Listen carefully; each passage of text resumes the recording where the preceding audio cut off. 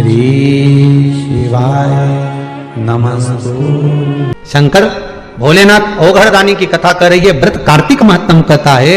कार्तिक के महीने में सबसे बड़ा अगर व्रत का कोई नियम है तो केवल एक नियम सबसे बड़ा है, सुबह ब्रह्म मुहूर्त स्नान करना और दूसरा दीप लगाना, दिया प्रज्वलित करना, दीपक लगाना। दीप दान से बड़ा कार्तिक के महीने में कोई दान का वर्णन नहीं है जितना दीप दान का वर्णन। दीपावली की रात्रि को ठीक 11:30 से 12:30 के बीच में मध्य बिंदु रात्रि को पीपल अगर पास में हो तो पीपल, आंवला पास में हो तो आंवला, बेलपत्र पास में हो तो बेलपत्र, इन 3 वृक्ष जो आपके पास में हो, जो नजदीक में हो, लगाना एक ही के नीचे है। ये नहीं कि तुम तीनों के पास पहुंच जाओ, लगाना एक ही वृक्ष के नीचे। 3 दीप अलग अलग, एक लक्ष्मी के लिए, गणेश जी के लिए, सरस्वती के लिए। 3 दीप घी के। सीधे घर प्रवेश करो और घर में जाकर अपने लक्ष्मी की जो पूजन करी है वहां प्रणाम कर लो साहब। 1 रुपया पूजन वाली जगह पर जहां लक्ष्मी की पूजन करी थी वहां 1 रुपया कोई रखा हो, कोई चांदी का सिक्का रखा हो, उसको उसी समय अलमारी में या तिजोरी में पटक दीजिए। जिंदगी में कभी संपदा की कमी नहीं आ सकती। कितना भी कर्जा होगा, माता लक्ष्मी, गणेश और सरस्वती, भगवान कुबेरेश्वर महादेव साल भर के अंदर ऐसा व्यापार खींचेंगे कि तेरा कर्जा चुक जाएगा। दूसरी बार तुझे पर कर्जा होगा ही नहीं। बस इतना जरूर याद रखना कि घी का दिया और तेल का दिया, ये दोनों दीप दीपावली के दिन रात्रि को अखंड जलना चाहिए। 1 रात्रि अखंड जले। घी का दीप जहां लक्ष्मी जी रखी है, आपने जिन कलदार की पूजन करी है उनके सीधे हाथ पर, और तेल का दीप उल्टे हाथ पर रखा होना चाहिए। लक्ष्मी जी के, आपके नहीं। वही रोली, मौली, चंदन, अबीर, गुलाल, मेहंदी, पीले अक्षत, चावल, सुंदर सुंदर पुष्प, इत्र, सुंदर माला, कमल के फूल, कमल गट्टे 5 या 7, अमरबेल के टुकड़े 7 या 5, हल्दी की गांठ 5 या 7, हरे मूंग, धने में जो खड़ा धना होता है उस धने के साथ में थोड़ा सा गुड़, गुड़ की बाटी, ये भी एक कटोरी में भरकर।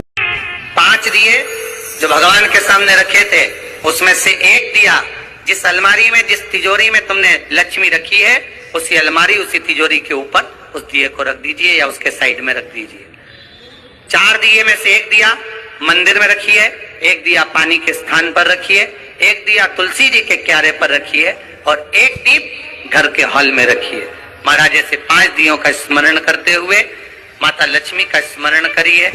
द्वार पर थोड़ा सा पीला चावल डालकर अंदर की ओर प्रवेश कर लीजिए।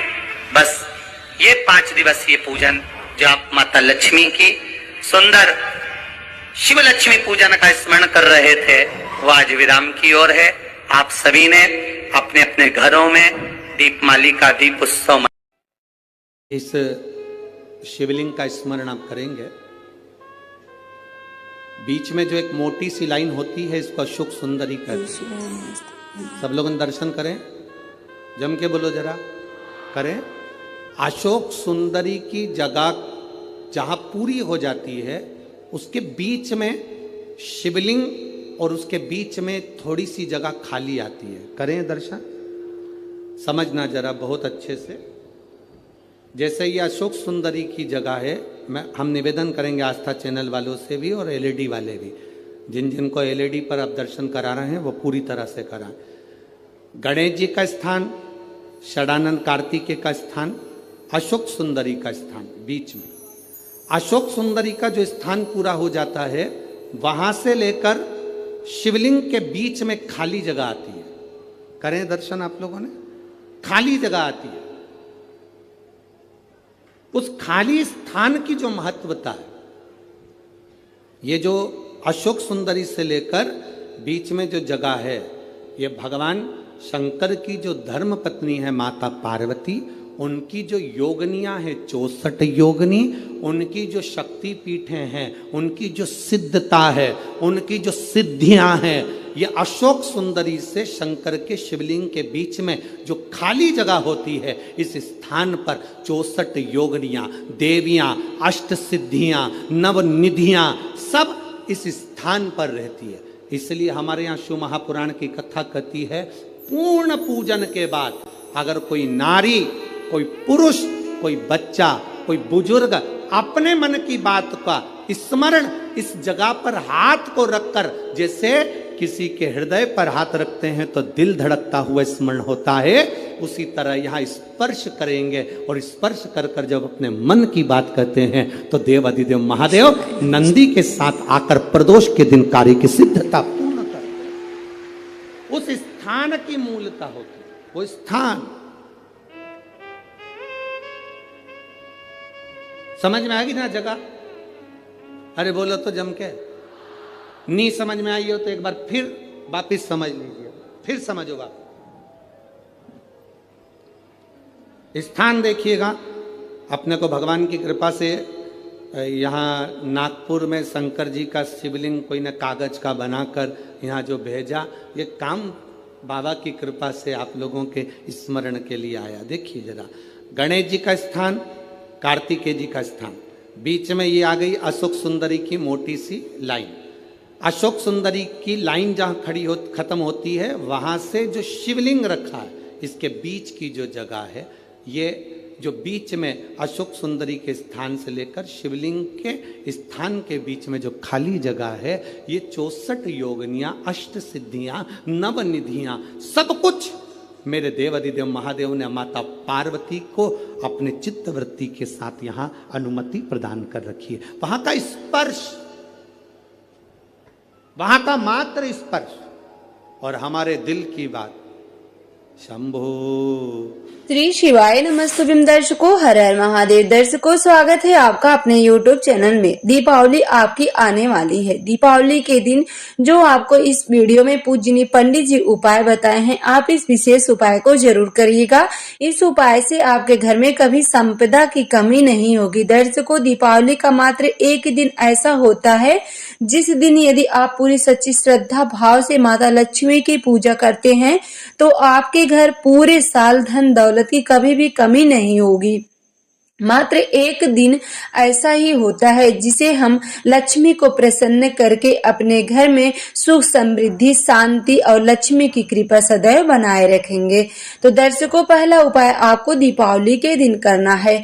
दूसरा उपाय है, यदि आपकी कोई विशेष मनोकामना है, बहुत दिनों से पूरी नहीं हो रही है, तो आप एक बार इस विशेष उपाय को जरूर करिएगा। जैसे आप महादेव के मंदिर में जाते हैं अपने घर से जल लेके, तो आप अपने घर से एक लोटा जल लेके जाएं, धूप दीप नैवेद्य शहद दूध दही अक्षत, जिस तरह से आप महादेव की पूजा करने जाते हैं सभी सामग्रियों को लेके चले जाइएगा। साथ में आप एक घी का दीपक लेके जाएं। सर्वप्रथम दर्शकों, आप महादेव की शिवलिंग पर एक लोटा जल समर्पित करिएगा। उसके बाद जिस तरह से आप महादेव की शिवलिंग पर बेलपत्र चढ़ाते हैं, समी पत्र चढ़ाते हैं, चंदन लगाते हैं, पुष्प समर्पित करते हैं, उसी तरह से आपको संपूर्ण सामग्री महादेव के ऊपर समर्पित कर देनी है। जब आपकी संपूर्ण सामग्री समर्पित हो चुकी हो तो आप एक घी का दीपक उस स्थान पे प्रज्वलित करिएगा। उसके बाद दर्शकों, देवी अशोक सुंदरी के स्थान से जो आगे थोड़ा सा खाली स्थान होता है, उस स्थान पे आप अपने सीधे हाथ को स्पर्श कराइएगा। यानी आप अपने सीधे हाथ को रखें और अपने दिल से कामना करते हुए आपकी जो भी मनोकामना हो, जो भी आपकी विश हो, उसके लिए आप महादेव से प्रार्थना करिएगा। यह उपाय दर्शकों आप किसी भी दिन कर सकते हैं, प्रदोष काल में कर सकते हैं, सुबह के वक्त भी कर सकते हैं। आप किसी कार्य को लेके बहुत परेशान हो चुके हैं, थक चुके हैं, तो एक बार आप इस विशेष उपाय को जरूर करिएगा। देवी अशोक सुंदरी का स्थान दर्शकों हम आपको कई वीडियो में बता चुके हैं। फिर एक बार बता रहे हैं, जहां से जल गिरता है उसके जस्ट सामने एक मोटी सी लाइन होती है, वो देवी अशोक सुंदरी का स्थान होता है। उसके जस्ट सामने थोड़ा सा खाली स्थान होता है, उसके बाद माता पार्वती का हस्त कमल होता है।